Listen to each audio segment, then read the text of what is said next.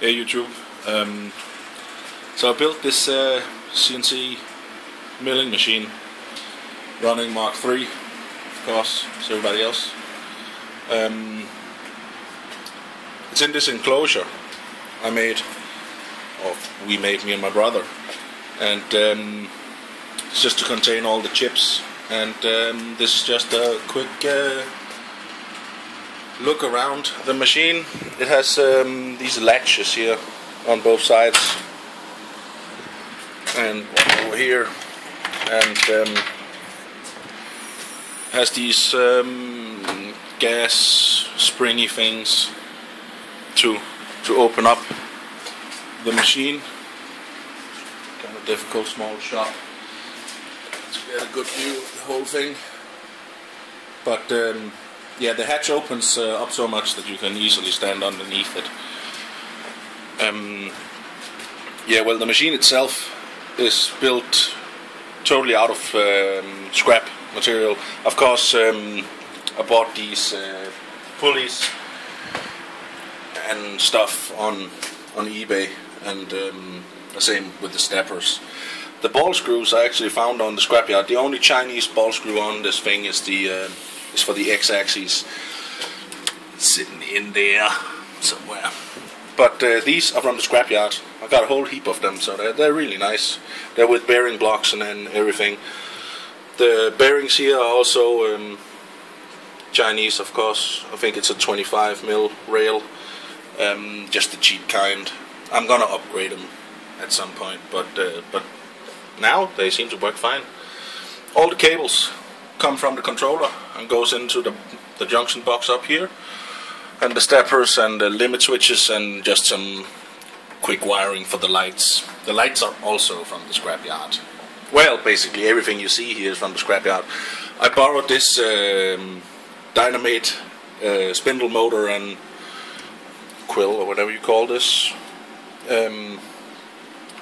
because I only had like a Dremel on it. I bought a 2.2 kilowatt brushless Chinese spindle with a frequency drive. Yeah, well, I by chance got these two dynamites. There's one here and there's one here. I got them like cheap on like well, we're in Denmark right now, so it's from like a Danish Craigslist or something for cheaps. So I'm gonna fix them up and sell them.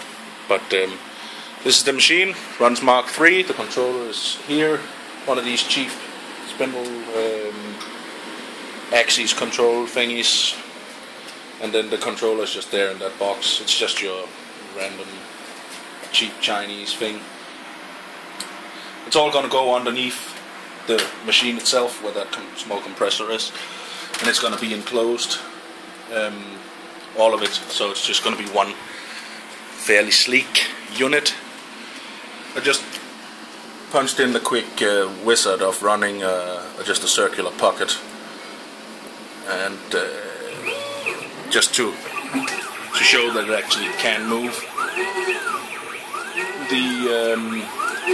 We're running 2,000 millimeters a minute now. I don't know what that equals out in inches, but that's what it's running now. And it keeps fairly good tolerances. The measurements from what I tell it to cut to the actual cut is dead on. We're within a couple of thousandths of a millimeter, so that's better than I expected.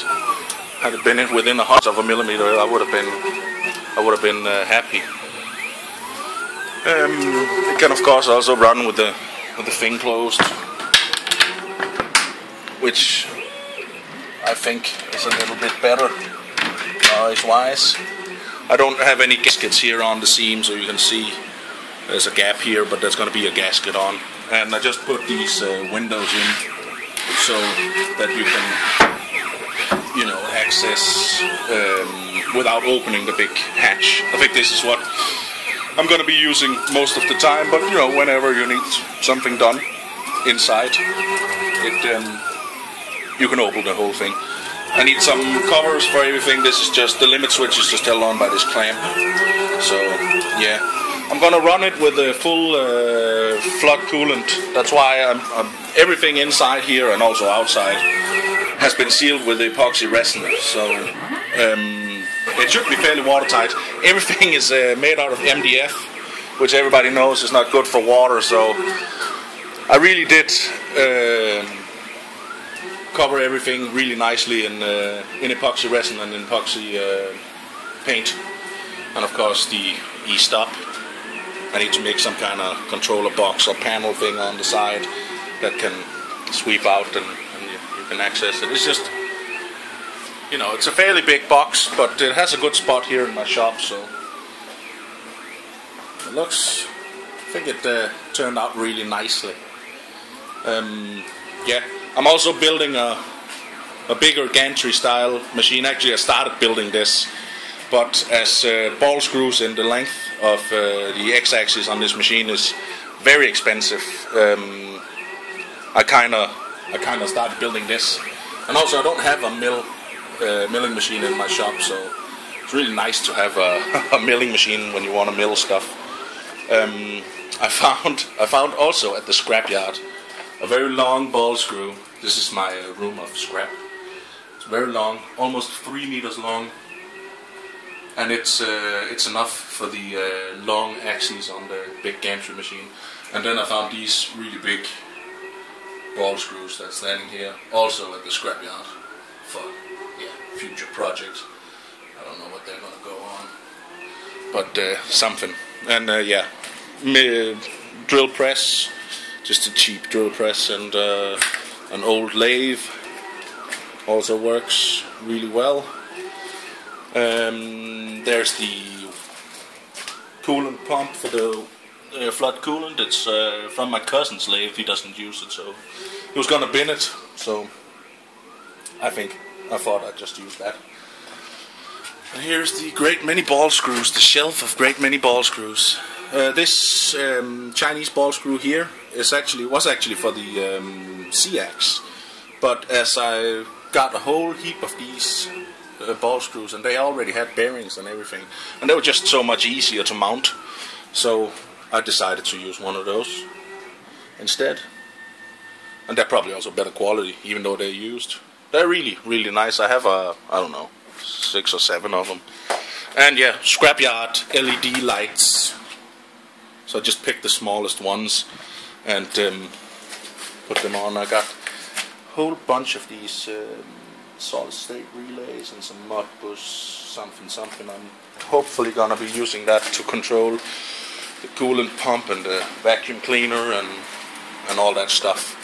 But yeah, this is the machine. It took me quite some time to build. I'm a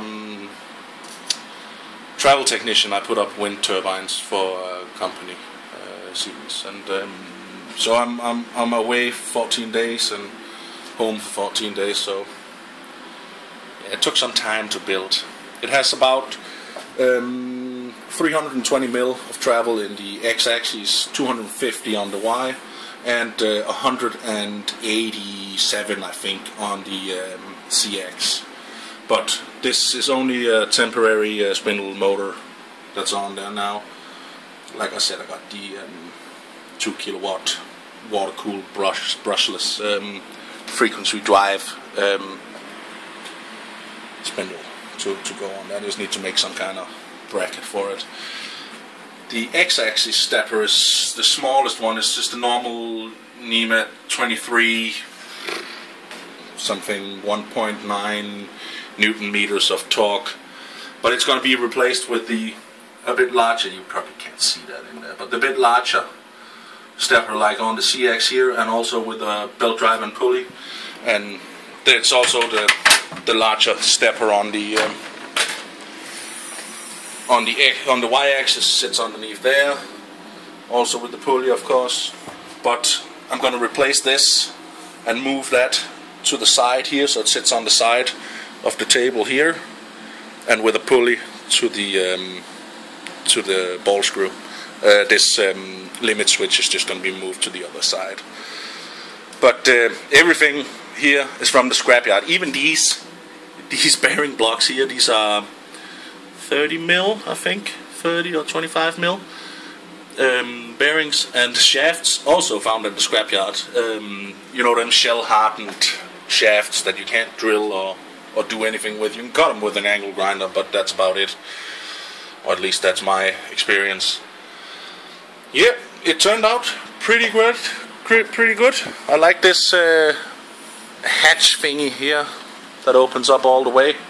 It's very difficult to find these gas springy things that's not too powerful, because these are used, so they were actually worn, but that works really well for me because the hatch itself is not that heavy. It's like from the boot of a car or something. I think I fight Opel or something. But yeah, a little scrap CNC machine. Alright. Yeah, further updates will come.